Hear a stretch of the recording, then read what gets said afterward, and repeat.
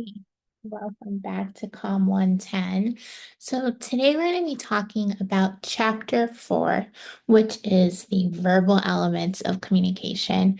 You're going to notice this chapter focuses a lot on language and the kind of words that we choose. Just, thinking about our vocabulary and how we're thoughtful or maybe unintentional with the words we use. And it's like, why is that so, right? So be sure to bring up this PowerPoint on your own, have the notes going on, but I say let's get into it, right? Alrighty, so here is your definition for language. I know it seems kind of silly to give you a definition, but I really appreciate it from the book, thinking that it's a system of human communication using a particular form, either spoken or either written words or any other kind of symbols that we just recognize, we just know, right? And so thinking about the language that you grew up in, your first language, if you know multiple ones. Thinking about the people around you, your parents, caregivers, family members, they're the ones who kind of instilled this language into you. Now, when we think about language, it's going to help us understand others' wants, their needs, their desires. And, like, yeah, it makes sense. We can communicate and we can understand and kind of figure out what they're asking of. And then also, how we can communicate through our language of what we want, what we need, what we desire. I think about being like a little kid, and of course, your language is pretty limited. And so, thinking about the words you say, the sounds you say, if you want something, I think a pretty popular one is when students, or not students, babies, they're like, they want a baba, and that means they want a bottle, right? They're not going to say, like, hey, mother, can I please have a bottle? They're just going to say baba, and they're going to look around and see how that's going to be communicated. Now, of course, language can help us create connections with one another. It can also pull us apart because thinking about, okay, connections, we can talk to each other, we can build those relationships. And then when we're building those relationships through sharing our language, sharing our verbal communication, we can think to ourselves, maybe I don't like this person, maybe I don't want to be in a relationship with them, so slowly pulls them apart from us.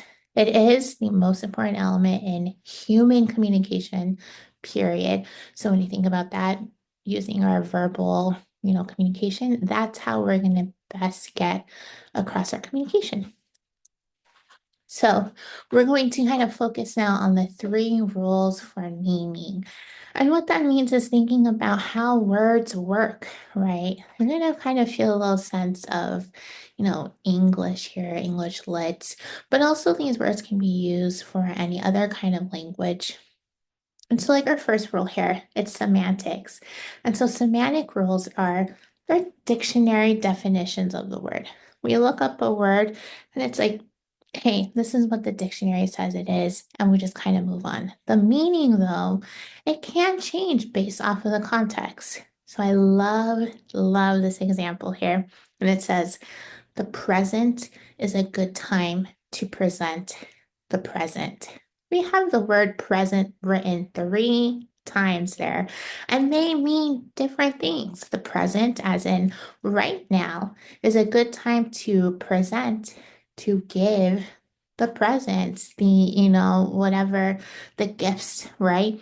And so it's kind of amazing to think we can look up present in the dictionary and see multiple definitions, but you're able to kind of like go through them quickly and understand which present we're talking about here in this example.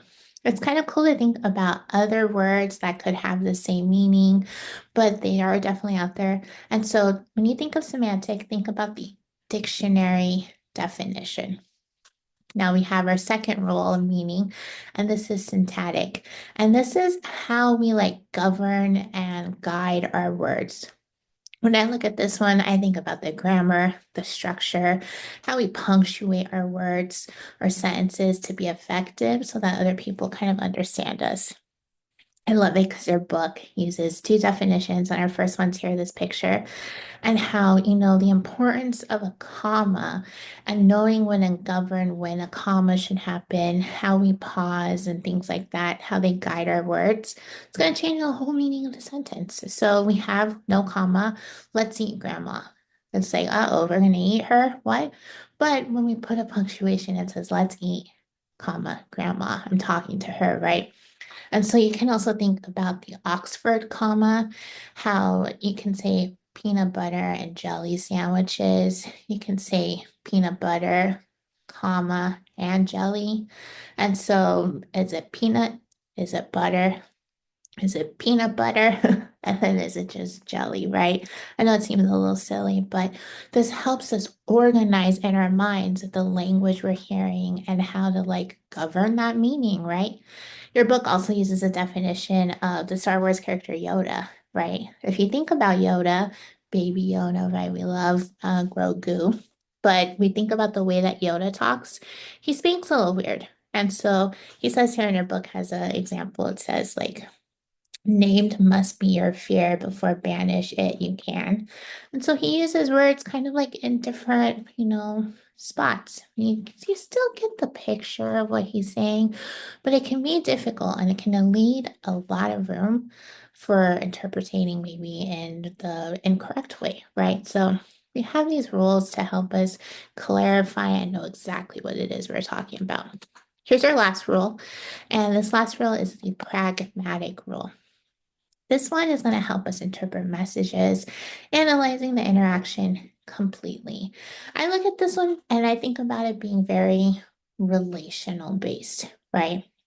It says here in that bold, consider the words used, consider how they are stated, your relationship with the speaker, and then also the objectives of your communication. So I like using this picture here, this cartoon, straight face. She's not smiling, nothing. And she's like very impressive. Can't you see my excitement? It's like, are you being sarcastic here? So you're considering the words. I'm saying it's very impressive, but then thinking about how they're stating it, maybe your relationship with this person, the objectives, what's going on, the deeper, bigger picture. There's a lot more to think about it.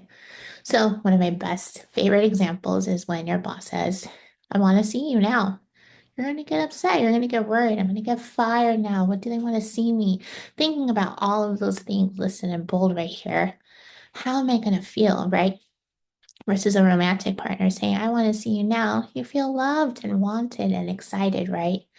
Now, I do like to think about sarcasm here. And so think about your friends that you share the same sarcasm with. I can think about a number of friends, we're able to kind of joke with one another and we're able to just have that like a free flowing. But then I think about sarcasm with some people I work with or some other friends, and it just doesn't hit, which is fine. It's totally fine, right? But then you think to yourself, I can't be as sarcastic with you as I am with other people. You gotta think about the words you're using. You gotta think about your relationship. You gotta think about the speaker, yourself, and the other person. And so sarcasm, it's really, really based off of your culture. It's based off your very experience with the person. Just, what you feel comfortable with. You want to be careful with this too, because I feel like not everybody can deliver sarcasm the same way. And so you're like, oh, are you being funny, right? I'm watching Brooklyn Nine-Nine for the first time right now, and they have a Detective Holt, like their boss, who's very like stern, right? And so sometimes when he makes a funny joke, they don't know he's being funny. And so he has to say like, I'm making a joke, or that was a joke. And so everybody's like, oh, okay. But think about that example. He's the boss in a police station. So there's a lot of power dynamics there. The relationship he has with his colleagues, it just adds more depth. So those are the three rules for meaning. And so now we're going to kind of move on to this exciting little diagram here. It's called the abstraction ladder. Now, thinking about the words we use, how can they actually create reality and thinking about how we're going to receive those words? So specific words, they can make a difference in how a person is going to receive a message. Do you have any words that are just trigger words to you? You just don't like them. You don't appreciate them. And maybe it's based off of your attitude towards them, but there's just words we don't like. They also might have words too that you associate with something that either negatively or positively happened to you. This is that reality that I'm talking to you about. So with these words, they can reflect that attitude.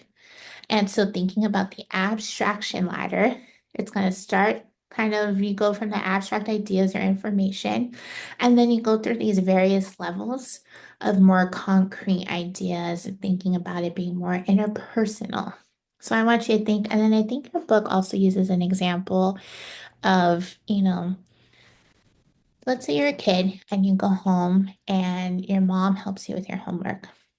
She's helping you with your homework. And then after the homework, all of a sudden she calls you down for dinner. So you go and you sit down and you eat the dinner she made. And then she tells you that she did your laundry, and so you go and you do that. And then after dinner, you guys play like on the Nintendo Switch. After all of that with her, at the end of the day, you tell her, thanks. And so the abstractness is, what are you thanking her for? Helping you with homework, making you dinner, playing with you, doing your laundry, or just the abstract blanketed, you know, thanks for everything. And so that's why it's abstract thinking. First off, at the very top of the ladder, your information, right? The information of I'm trying to give you gratitude. I'm trying to, show my appreciation. I say thanks.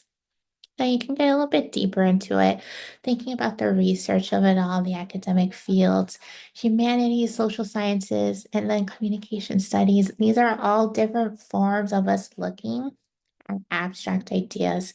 And then, of course, it's going to come down to the interpersonal one, which is what this class is essentially. We're going to fine tune it and make it more concrete. So you say, thank you for helping me with my homework. Thank you for helping me with my laundry, things like that. Now, I know it might seem kind of confusing in the middle here, the research through communication studies, like what does this look like exactly? I'm going to urge you, though, that your book has some examples here that will help you kind of clarify it. But I think abstract is just a blanketed statement. And then when we go all the way down to the bottom of interpersonal, we're being more specific here and then remember thinking about this, like creating a reality of like, thank you for helping me with my homework. The reality of, I needed help with my homework. What's going on? And how you can kind of like showcase that. But I do want to show you on this slide, you notice the second bullet point, it says success can vary between individuals. I want you to think about the word success and what does that mean to you? Forever in my life, I thought success meant I need a college degree.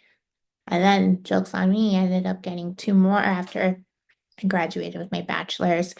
And so my success, it kept changing. And now my success today is, I want to be happy. I want to be healthy. I want to be happy in my relationships. Success can also look to me like I want to have a good job. I want to buy a house. And so thinking, how am I going to get that? Like, that's going to make me feel good about myself having those things. Then you might ask someone else, what does success look like for you? And they're like, I need an apartment in a sky-rise building. I need a specific job, 9 to 5 in a suit.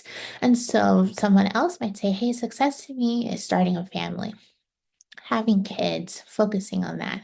So think about how creating that reality of the word success looks different for all of us. That's why we create it and we talk about it.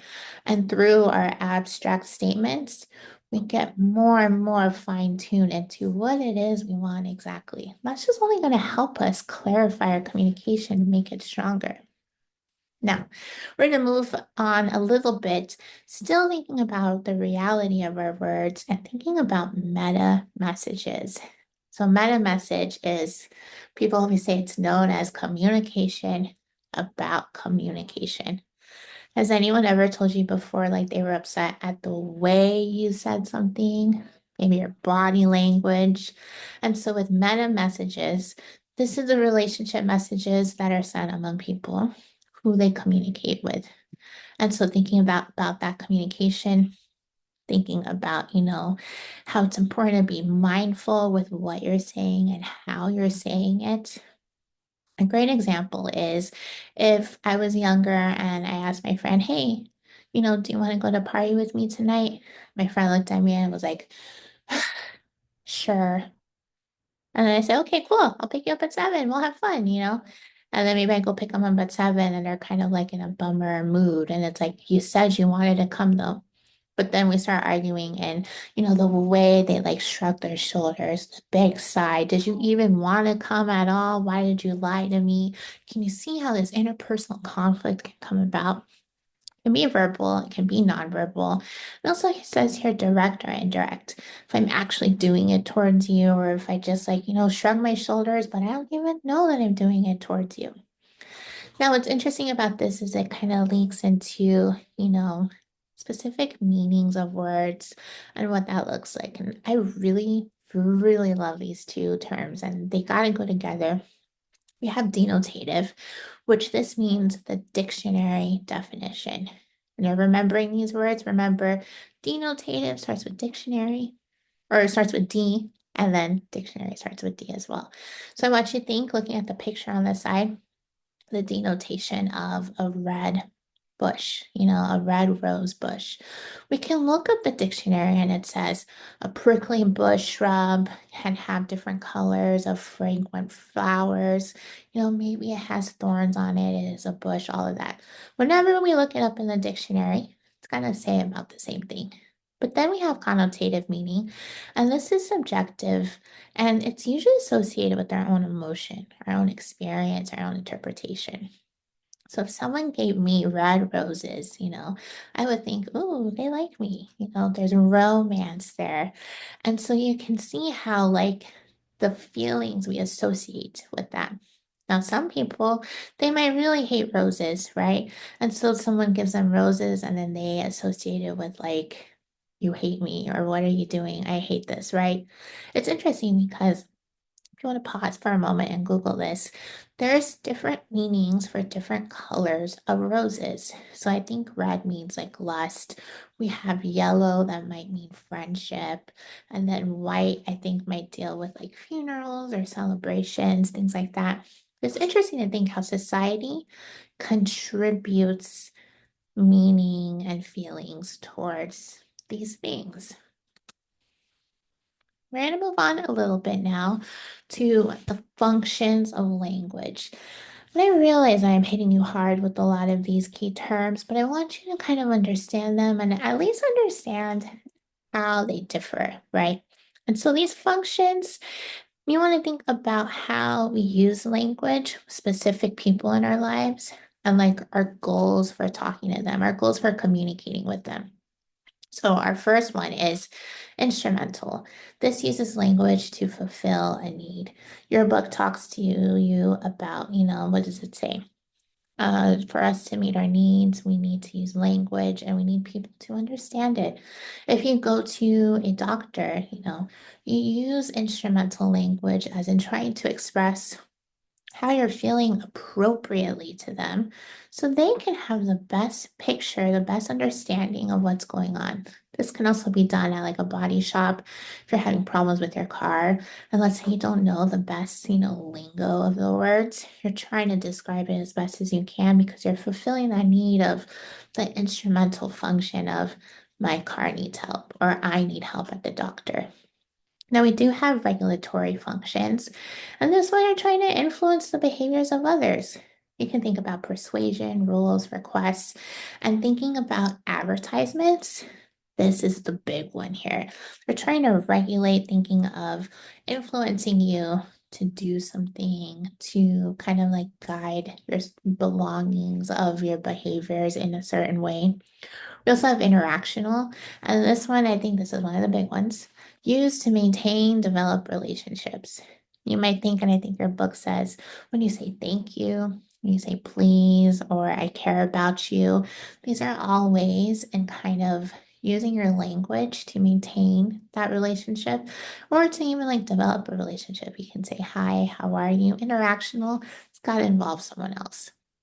Now, personal is use of language to help you form your identity, help you form your sense of self.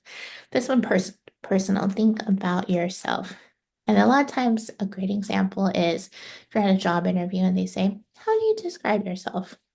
You're going to be personal here. You're going to use language thinking like, I am very organized. I reply to emails very quickly, and like you're thinking about the words that you want to push out there.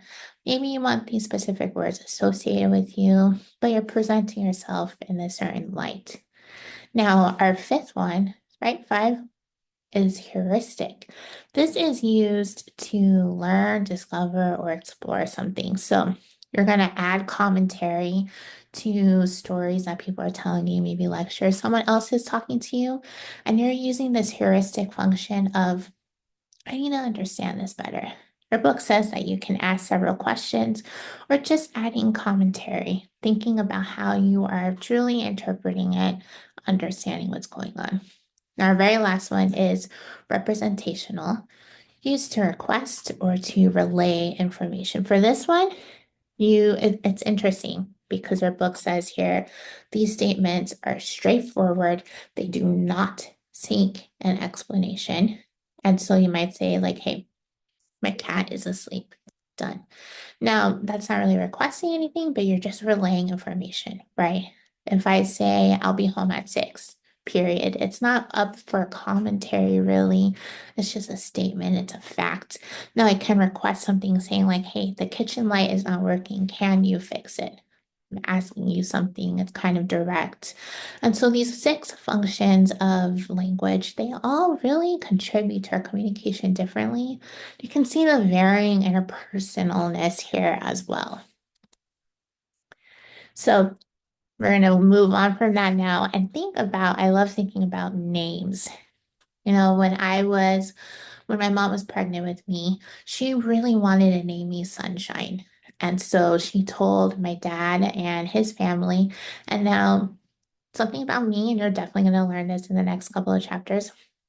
I identify as half Latina, half white. My mom is the white side, my dad is the Hispanic side. And so when my mom expressed that she wanted to name me Sunshine, there was some backlash there. It's a funky name. I totally get that. And so they moved on and they decided that Brianna was a better choice.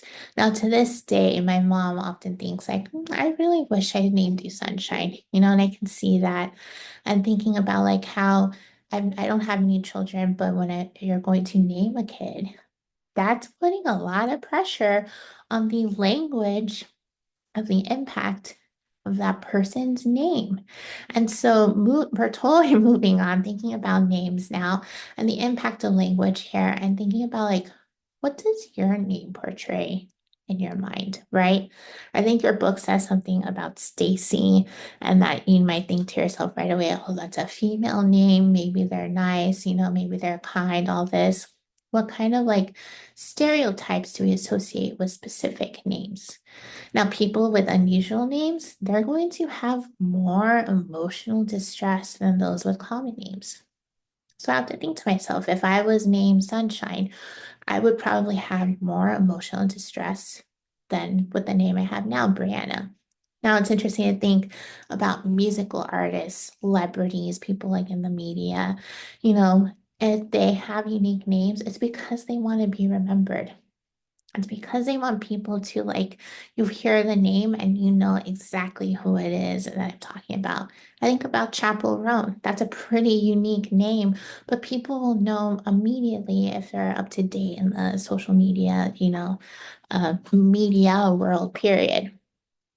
Now, I do want you to think, though, that the affiliation that we have with our name, and then also the affiliation that we might have with the people around us. So we change the way we speak and the words we use so that others can associate with us. I think about with my name and how, my affiliation with my name. How do I feel about that? And I think about the way that I speak and the words that I use to associate myself with my name and then also the people of my culture. There's some really, really interesting research here, and I want to look at my book when I'm talking about this about affiliation associating ourselves, thinking about the words we choose along with people around us. And it says here, potential romantic partners employ the same word choices regarding pronouns, regarding prepositions, and also in interest, it will increase, right, with one another. So if you are with someone who's a potential romantic partner, you're going to speak kind of the same way. You're going to choose the same words and you're going to have the same relationship towards, your understanding of pronouns. It says here couples that use similar word choices when texting specifically, they had an increase in their relationship duration. I think that's important because if you're a heavy texter and your romantic partner is not, that's going to impact you a little bit. And that like lack of language slash too much language from you, that's going to impact them and it's going to be negative. So we often mimic other people and what they focus on, their word choices, how they communicate, things like that. Now, of course, specialized vocabulary, that's going to create greater closeness and then understanding and thinking about how you relate with the other person. I think that's so interesting. And so then it makes me think, and then that's why I have it on this same page, thinking about our names. Are we more likely to choose someone that has a common name if we have a common name? Or are we going to be more open-minded and not really like think about it all, right? Because we want to think about mimicking our romantic partners eventually. Now we are going to get into some pretty intense key terms here towards the end of the chapter, but thinking about, the impact of language. I was telling you about how we intentionally or even unintentionally choose words that maybe are not the best. Maybe they're discriminatory. And so a lot of times this could be a bias that one person has. So choosing these words is an attitude that is not objective, it's not balanced. I do really, really urge you to read this part in the book. I believe that it's on page 132. And your definition for bias, it is quite long. This is just a very snippet of it. And so thinking about how with a bias, you're essentially being prejudiced, you're using words that are intentionally or unintentionally. That's why I keep saying that. You might offend someone, have an unfair attitude towards someone's race, someone's ethnicity, their sexual orientation, age, disability, or illness. Now, we do have the definition here for sexism and racism. So, sexism is that bias against others based on their sex. Thinking about, they're not as good as you if it's the opposite sex. And your book has this great example, which got me kind of bummed out. And it said sexist language such as Working Mother magazine. So there's this magazine out there called Working Mother. It's all about moms trying to balance, workplace and their families. And it's like, hey, where's working fathers, right? There's not a magazine out there like it. And right away, the title of this magazine, that's sexist. Because we're just kind of focusing on that and we're saying, like, oh my God, it's astonishing that this woman can be in the workplace and a mother. Now, we have made some progress though, and thinking about, the specific way that job titles have changed. So your book has an example of policemen. I also believe they have firemen, chairmen, and now we're going to change that, or the world has tried to start changing it to police officers, firefighters, chairpersons. So it's nice just to not focus on like, oh, policemen only, right? Now, we do get into racism here, and that's bias people have towards others of a different race. Now, racist language, they can convey that a racial group is superior than one another, or you're better than another race. And so it's good to kind of like recognize that and think that we are all equal. And we need to understand, racism, it does happen. And it's like, how can I, intentionally stop that so I don't have any unintentional racist thoughts and getting away from that because it is all about equality. It is all about giving everybody the same power, right? This leads me into a discussion about the muted group theory. want you to take a moment, kind of look at this if you want to pause. But it's really interesting thinking about how this theory has started. And so this theory, you want to think that it claims that it is man-made communication. And I want you to, that's why I put it there in quotes. It is focusing on man-made. The way that we talk in our lives, the way that we communicate with others, it really focuses on the man. And so it argues that the dominant members of society, typically men, they've created this language, a system of communication, and it reduces other groups. More specifically, it reduces women's perceptions of reality. So check this out. So once you imagine that blue circle, the dominant group, that is the man-made communication. And then they have, and the arrows are important. Check out how from the blue circle to the triangle, it is a solid line. It says here that the solid line points to their perception of reality, showing that it is more like concrete. And this is what reality should be like. Whereas the muted group, where I want you to think about, women, I want you to think about other marginalized groups out there. They have their own perception, but there's a dashed line. And it says here it does present their perception of reality, but thinking that this one's not really seen as the norm, right? The norm is the solid line there. So thinking about this muted group, it's like, how are these marginalized communities, how are women in this example, how are they silenced in a sense, muted, right? Their perceptions are not the same as, let's say, a man. And so this theory has been described as a feminist theory. I think this is really interesting. There's a lot of research kind of based on this as well called intersectionality theory. And so thinking about all of our different identities, how that makes us into one. But this theory really shows that we can't silence other people based off of, anything. We just can't silence them, period. We are all entitled to our own perceptions. Now, I know this seems like a lot. This is one of the last things I'm going to be talking to you about, but these are types of language. And so we have here 6 different key terms focusing on types of language. And so first off, we have formal. And so I want you to think about this as official, academic language. Usually when we write, it seems kind of formal. It's going to use full sentences, it's going to be grammatically correct, all of that. Whereas informal, this is more common, everyday language. It does include slang words, which we're going to talk about later on. I want you to think though that when we're speaking to someone, usually it's informal. If you've ever spoken to someone who is very formal or just formal, period, you feel a kind of like coldness, a kind of like divide. Now, informal, we definitely do use this through text messages. I know that a lot of times people like to use shorthand when texting. You're not going to be like texting in complete, paragraphs in a formal sense. We're probably going to do like a couple sentences or so. Now we do have jargon, which is specialized technical language of a specific group that maybe other people don't understand it outside of your group. I think a great example here that we are in the same group is being in school and we use the word Canvas, right? Oh, did you check Canvas? Have you looked at Canvas?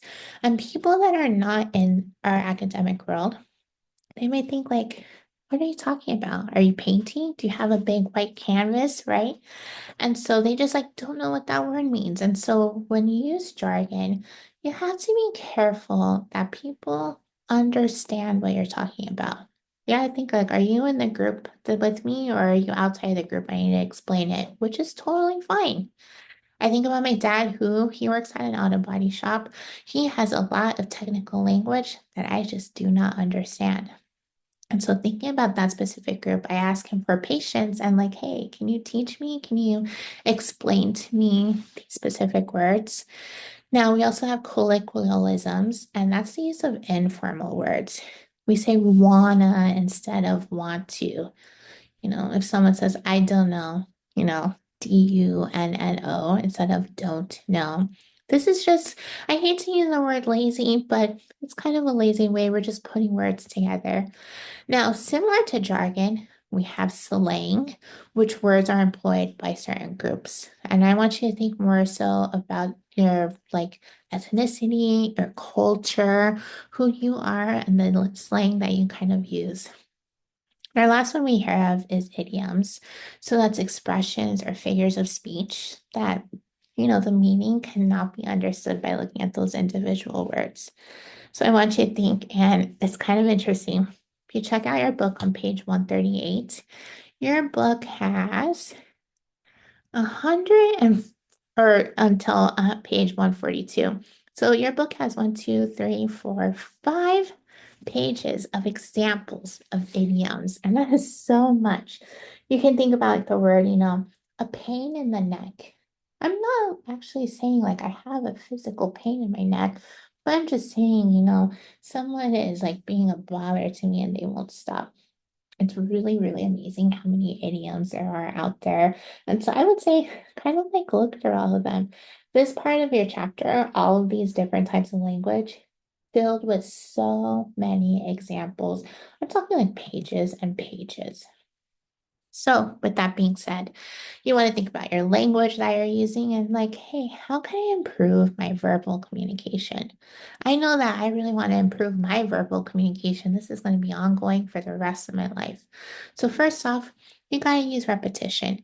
You gotta think to yourself, when I learn, a new word, a new phrase, how can I like incorporate that into my life? By using repetition, this is gonna help you remember it, and you're just gonna feel better about it. The more times you repeat a word, the more likely you're gonna memorize it. And also think about grouping similar words together. So I want you to think back in the day, and I'm talking elementary school, when we were learning new words, we would learn parts of the word. And so that way, when we would see a new word, we would try to figure out the parts that we understand, group them together, and think, what's going on here, right? How can I interpret this? This is great. We got to continue practicing that. Now, a way to improve your verbal communication, yeah, of course, you can build your vocabulary. However, your book says here that, you don't want to think to yourself, oh, I'm going to just, have a vocabulary word a day and try to incorporate that. Yes, you can totally do that, but that doesn't really like reinforce us trying to improve our verbal communication because we get lazy, we don't do it anymore. So building your vocabulary, you want to think about how, how can you look up words when you don't see them? How can you pause and think to yourself, I want to look this up? How can you try to find new words using the thesaurus when you're writing and just trying to build it in a sense that is more practical versus just like I'm playing a game on my phone. Word of the day, what is it? Now, your last one, I am a big advocate on this one, and it's to read. When's the last time you read a book for pleasure, right? I know I love to read, but during the semester, I don't read because I'm reading our textbook, I'm reading other textbooks. And so it's fun to kind of do that because I can learn new words, but then also I'm continually reading. I know that I enjoy it. Your book says that, when you come across a word while you're reading it, pause and look it up. That's why I love reading like on my phone or my Kindle because they have a certain way that you can like highlight the word and you can look up the dictionary, right? You can download the dictionary app on your phone too. Now, your book, and I have a qualm with this, your book says that don't just read books that are like Twilight and Harry Potter because those are written for junior or middle school readers. I understand, but I think to yourself, just read anything that interests you. If you like reading young adult books, which I do, there's nothing wrong with that. But I do think it's fun to challenge ourselves and read something different and like new, like our textbook, like any other textbook in your classes. Awesome. I hope you enjoyed chapter 4. This was all about language. I'll see you next time for chapter 5. I hope you have a good day.